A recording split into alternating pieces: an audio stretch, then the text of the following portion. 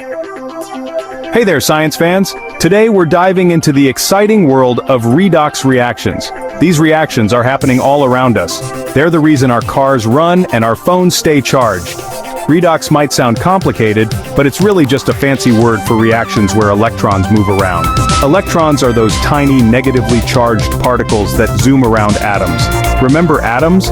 They're the building blocks of everything. In redox reactions, one substance loses electrons and another gains them.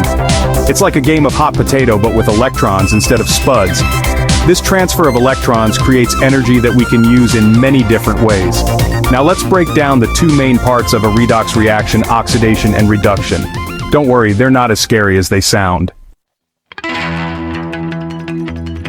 First up, we have oxidation. Oxidation happens when a substance loses electrons. Think of it like this: when something is exposed to air for too long, it can become oxidized. A common example is rust.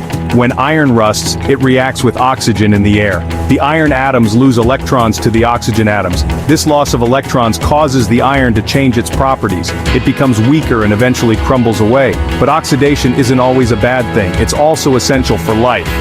Our bodies use oxidation to break down food and release energy. Pretty cool, right? Now let's talk about reduction. Reduction is the opposite of oxidation. It happens when a substance gains electrons. Remember our example of rust? Well, while iron is losing electrons and getting oxidized, oxygen is gaining those electrons and getting reduced. It's a two-way street. Think of reduction as gaining something valuable. When a substance gains electrons, it becomes more negatively charged. This change in charge can alter its properties and behavior. We've already seen how rusting is a perfect example of a redox reaction. But did you know that batteries also rely on redox reactions to work? Inside a battery, you'll find two different materials called electrodes. One electrode undergoes oxidation, losing electrons, and the other undergoes reduction, gaining electrons. This flow of electrons between the electrodes creates an electrical current that powers our devices.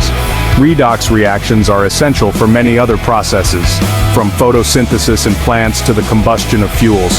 They're all around us, so there you have it. Redox reactions might sound complex, but they're simply about the transfer of electrons, and as we've seen, they play a vital role in our everyday lives. To explore more exciting scientific phenomena, subscribe to our channel and join us on this journey of discovery.